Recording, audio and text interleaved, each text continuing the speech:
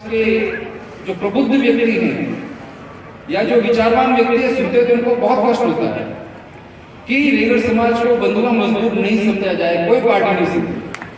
अगर ये समझते हैं तो ये जो समय आया है जिसमें हमारा ये यूथ सामने बैठा है, आप अपने आकलन कर दीजिए कि पिछले 2 चुनाव से जो रेगड़ समाज की आबादी में जो यूथ है वो कांग्रेस से निकला और लगभग 15 से 20% लोग जो है रेगड़ समाज के यूथ है दूसरी पार्टी, दूसरी राष्ट्रीय पार्टी की तरफ डाइवर्ट हुए हैं। और उसका उदाहरण है कि हमारे जो एमएलए, हमारे जो प्रमुख हैं, हमारे जो प्रधान है, उनकी आयु देख ली वो सारे यूथ हैं। अगर रेगड़ समाज को अपना उपयुक्त प्रतिनिधित्व नहीं मिलता है तो जो कांग्रेस को खतरे की घंटी मिल सकती है वो आपके सामने मैं चित्रण कर रहा हूँ। एमपी हो गए, एमएलए हो गए। तीसरा नंबर आता है राजस्थान के अंदर 34 जिले हैं, 34 जिला प्रमुख हैं, उनमें से एक जिला प्रमुख अजमेर का हमारा है, बाकी हमारा हिस्सा कहाँ है? इसका जवाब हम पूछेंगे आपसे और आपको देना पड़ेगा। ऐसा नहीं है कि हमारे जो है ना कोई कार्यकर्ता कांग्रेस के समर्पित कार्यकर्ता नहीं रहे हैं, ऐसा नहीं है कि हमारे समाज के जो लोग हैं वो जिसको कहते हैं लॉयल जो है वो नहीं रहे हैं।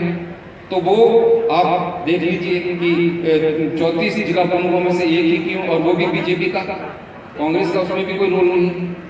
295 पंचायत समिति हैं, उन 295 पंचायत समितियों में से 33% आप अगर हमारे हिस्से से निकालते हैं, 33% का रिजर्वेशन महिलाओं का कोई हमारा उसके अंदर जो है ना प्रतिनिधित्व नहीं है, पुरुषों का कोई प्रतिनिधित्व नहीं है।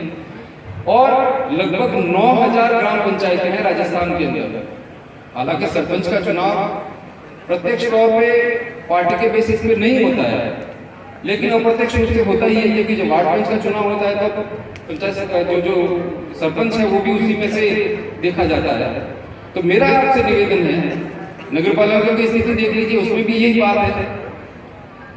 हम आपकी तरफ आशा की दृष्टि से इसलिए देख रहे हैं, और मैं अखिल भारतीय रेगड़ महासभा के राष्ट्रीय अध्यक्ष होने के नाते आपसे पुरजोर अपील करता हूं कि समय बदलता रहता है, कभी कुछ, लेकिन जो आने वाला समय है उसमें हमें निश्चित रूप से विधानसभा के अंदर, निश्चित रूप से राज्यसभा के अंदर हमारा यथा योग्य मिलने के लिए आप हमारी मदद करें।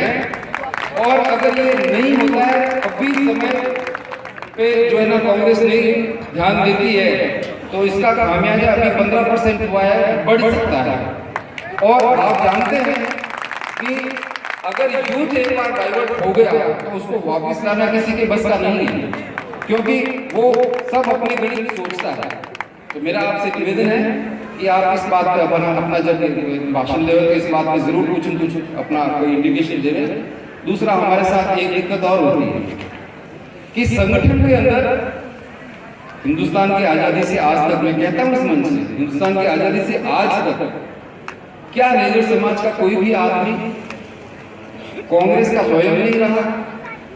क्या कोई हिंदुस्तान में